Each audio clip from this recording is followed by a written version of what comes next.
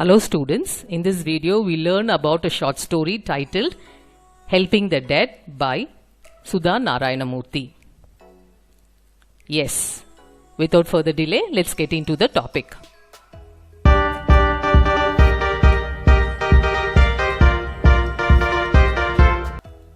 Let me introduce the author to you. Mrs. Sudha Narayanamurthy is a Padma Shri awardee, Indian engineering teacher, multilingual author, motivational speaker and social worker. She is married to a co-founder of Infosys, Mr. N.R. Narayanamurthy.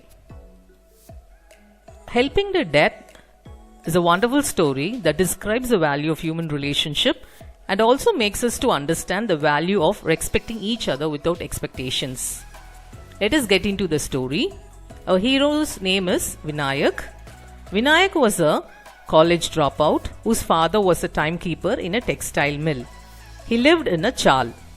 His family pinned the hope on him that he would complete his graduation and shoulder the responsibilities of the family. Vinayak attended a few interviews but not qualified due to his lack of English communicative skills. His friends, Banya, Babu, Murali and others also had the same background like him. Vinayak was all in his shal. He did all petty jobs like taking care of babies, getting medicines for the old people, fetching water for the house. His favorite of all tenants was an old woman called Tungabai. She was Usha Thai's mother-in-law who lived on the ground floor. Whenever she saw Vinayak, she would say, "Bala, sit down for 5 minutes. You run around so much. You are a real parobagari in the chal. Have a cup of tea. It is my share of tea. Don't worry." Vinayak was known for his helping nature.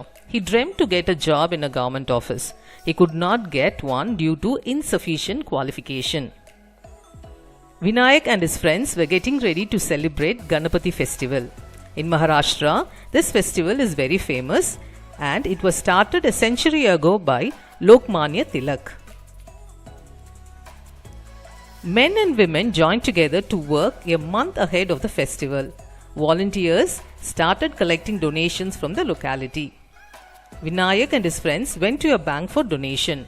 Fortunately, they met a foreign client called Jim who came to India to write a book about Indian culture. Vinayak got introduced to Jim and Vinayak gave assurance in broken English that he would help Jim in taking photos of the festival for his book. Jim was surprised after seeing the integrity among people at the festival. He gave a $100 bill to the Ganapati fund. After calculating the expenditures for the festival, the team planned to have a costly treat with the balance fund money. Everyone was shocked to know that the balance money was rupees 10,000. As the amount was huge, all decided to share the amount among themselves except Vinayak and Lata. Lata wanted to buy a microphone set for the annual festival celebrations. Vinayak wanted to spend the remaining money for the cremation of Tungabai who died that morning. Tungabai's body was lying there as her family members did not have money to perform the last rites. Vinayak was ready to spend money for Tungabai's last rites. His parents were against the act of performing the last rites to Tungabai. Vinayak convinced his parents by saying, "It is not a bad work. One should help. Sooner or later, all of us are going to die right here in this crowded chal. If we don't help our neighbors, please remember that nobody will be there to help us either." After listening to Vinayak, all were ready to help Ushabai's family. Vinayak realized that many such families would be struggling to do last rites to their loved ones. He requested his friends to donate money for families like Ushabai's family. Vinayak said, "Let's make a volunteer group. We will call ourselves Mukti Sena and we will help poor people." Thus, the Mukti Sena's journey began. It was a difficult journey because it was hard to help everyone financially. Mill Union, where Vinayak's father worked, offered bundles of free cloth to wrap the dead bodies as a mark of religious ritual and respect. In the passage of time, Vinayak and his friends grew old but not in their service. Muktisena had honest volunteers who helped people without expectations. Today, Muktisena has 30 volunteers who have their own small business to take care of their family. Along with the business, they become honest volunteers when they help the needy.